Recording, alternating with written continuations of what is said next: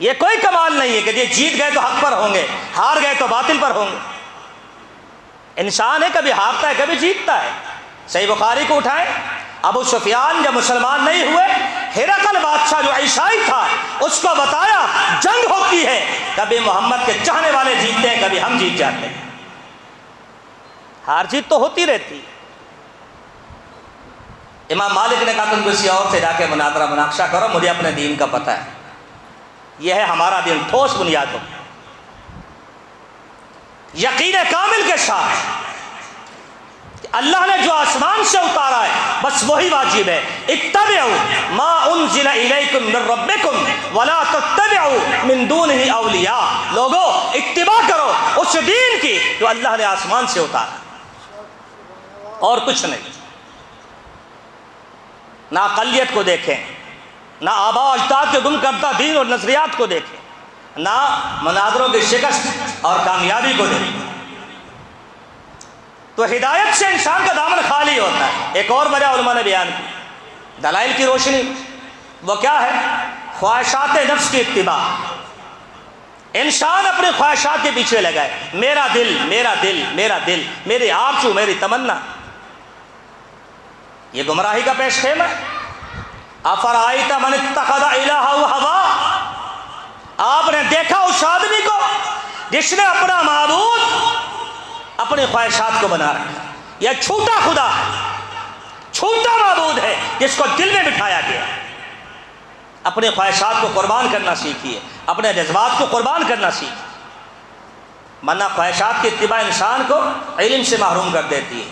افرائیت من اتخذ الہہ ہوا واضلہ اللہ علی علم، علم کے باوجود اللہ تعالیٰ بہت سے لوگوں کو گمراہ کرتا ہے کیونکہ وہ اپنے خواہشات کی اتباع کرتے ہیں۔ تو یہ تین بڑی بنیادی وجہ ہے۔ انسان ہدایت لے کر آیا۔ ایک بچے کو جب آپ اسکول میں داخل نہ کرائیں، مثال کے طور پہ بچہ آپ کا 5-6 سال کا ہے، آپ اس سے پوچھیں بیٹا اللہ کہاں ہے، آپ اس سے پوچھ کے دیکھ لیں، تجربہ کریں، بیٹا اللہ کہاں ہے، اس نے کیا کہنا ہے؟ اللہ اوپر ہے۔ اور جس دن وہ مونٹیسری میں چلا گیا، نرسری میں چلا گیا، KG1 میں چلا گیا، اس نے آ کر یہ کہنا ہے اللہ ہر جگہ موجود ہے۔ اس کی گمراہی کی آپ نے بنیاد رکھ دی۔ میں یہ نہیں کہہ رہا اسکول نہ بھیجیں، بھیجیے، مگر جائزہ لیں بچے کو کیا پڑھایا جا رہا ہے، کیا سکھایا جا رہا ہے۔ صحیح عقیدہ یہ اس ماحول میں پروان چڑھتا ہے۔ آخری بات، صحیح مسلم کی حدیث ہے، معاویہ بن حکم رضی اللہ تعالی عنہ،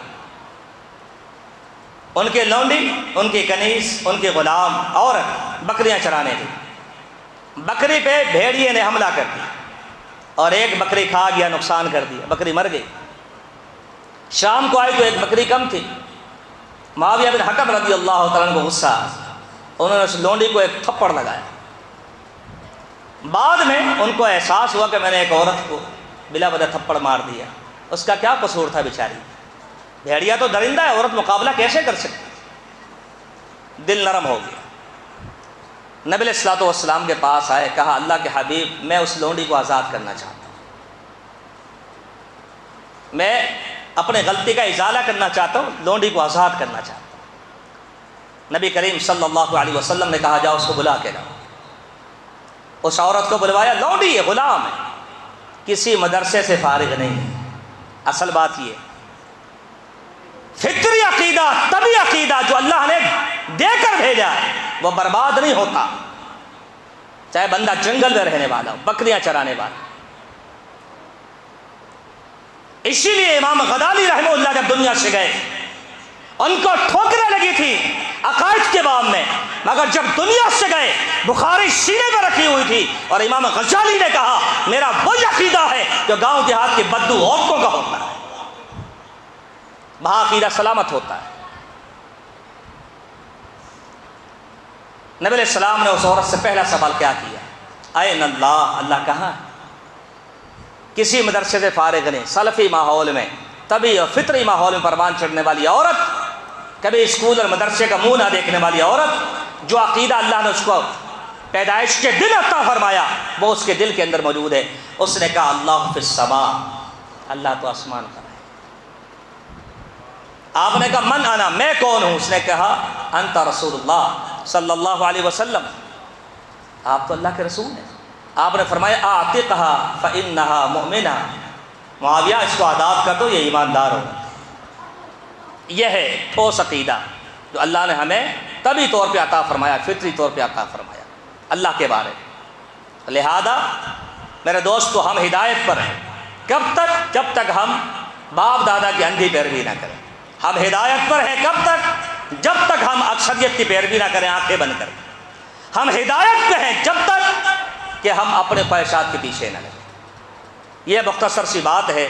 اللہ تعالیٰ مجھے اور آپ کو کما حق ہو جو اس نے ہدایت میں عطا فرمائی، اسی پر گامزن رکھے، اسی پہ زندگی